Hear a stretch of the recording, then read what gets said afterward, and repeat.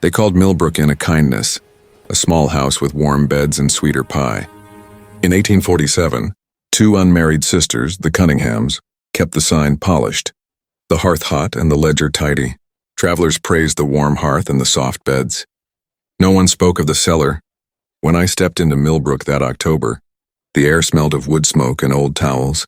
The sisters smiled like hymnals, gentle, practiced, careful. On the mantel, a row of numbered plaques caught my eye, 1 through 12, little brass tokens for guests, a quaint custom. Later I would see 33 more. The first strange thing was the guest book. Every visitor signed with a flourish and a line, name, occupation, and always a small note. Thank you for your care. But one page had a name, scratched out so deep the paper tore. The second oddity, no one ever stayed more than a week. People left quietly, lighter in pockets and heavier at heart. On the third night, I heard children giggling in the yard even though the sisters had no offspring. The sound was oddly far away, like a music box dropped in water. A local farmer, Jacob Lyle, came one Sunday, stayed 2 nights, and then left the third morning in a fog as if sleepwalking. He waved, then headed for the lane. That night the farmer's wife woke to a quiet. Jacob never came home. They found his boots by the old well, upright and empty. 2 mud tracks leading to the stone and none away. No body, no scream. Only a small round token on the well rim, brass stamped 13. When I asked Sister Ruth about Jacob, she folded her hands and murmured, "He took comfort where comfort was offered." Curiosity led me to the back room where the sisters kept a small brass ledger box. Inside, dozens of brass tokens lay side by side, numbers scratched deep. 1. Beside each token was a folded paper slip, names, dates, short notes. Rested well, at peace, left at dawn. Some had darker scribbles. Too noisy, took too much. The ledger's last entry had no guest signature, only the words. All are accounted. I felt the ledger's chill like a second skin. When I pressed the sisters, Eleanor's jaw set. "We offer care," she said. "We offer warmth. Travelers pay us in coin, and sometimes in trust." The other sister, Agnes, had fingers always neat at the hem of her apron. "Every guest is weighed," she murmured. "We keep the ledger so the house's debt is paid." Agnes's hand trembled when she said it. She refused to explain how the house demanded payment. She only lifted an oil lamp toward the hearth and sang an old lullaby. "Sleep, and keep your pockets light." News traveled slow in those hills, but whispers multiplied. By winter, the county had counted missing men and women, Jacob Lyle among them. Someone mapped names to numbers in the ledger. The tokens went up to 43. Rumor said 43 graves were dug under a nearby ridge, after a fever years before. Other rumors said a storm uncovered fresh earth with no owner. On a bitter night, the wind carried a sound from the ridge. Soft tapping, like coins falling. I could not sleep for the image of token 43 resting alone, warm in my hand. I followed a suspicious cart to the ridge. The driver swore he was hauling firewood. When he left, I pried open the cart. Inside were bundles, wrapped in oilcloth. Not wood, heavy. When I unwrapped the first bundle, the scent of formaldehyde and river rot hit my face. Under cloth, a locket and a token slipped out, number 29. I staggered away. The sisters' ledger lay under the inn table like a quiet summons. By spring, the town had police asking questions. The sisters smiled and offered tea. "We keep them safe," they insisted, hand on porcelain. I confronted Agnes with the ledger and bundles. She cried then, quiet and sudden. "It began with the fever," she told me, voice broken. Bodies were plentiful then. The earth was swollen with mouths. We dug the graves and sent them to rest, but they came back. Half voices at the windows, shoes left at the well. The house wanted company, it learned to ask. She showed me a page of the ledger. One younger name followed by a hurried note. Comforted, taken by morning. The ink looked like dried blood. A deputation came. 3 men, torches, and church prayers.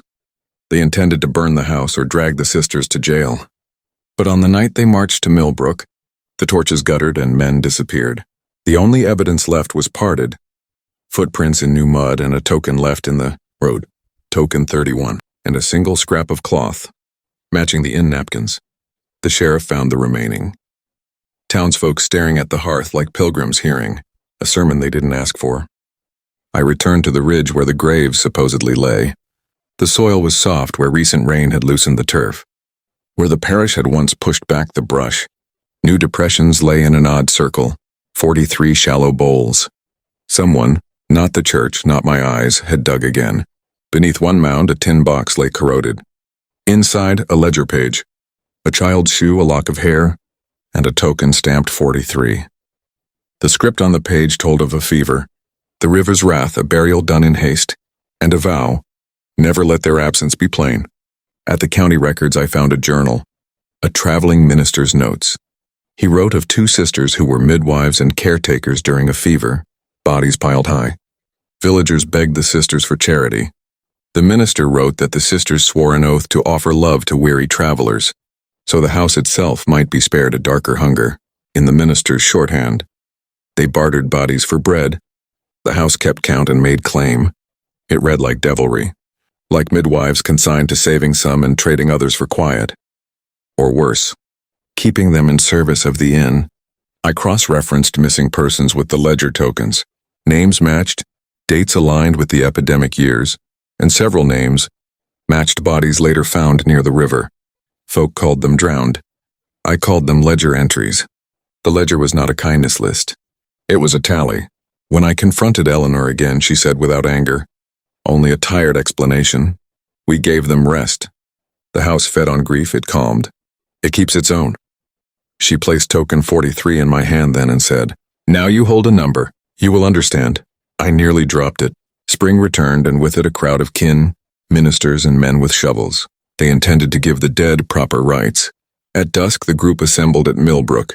The sisters were quiet and very calm. They handed over the ledger without argument. Then the wind turned.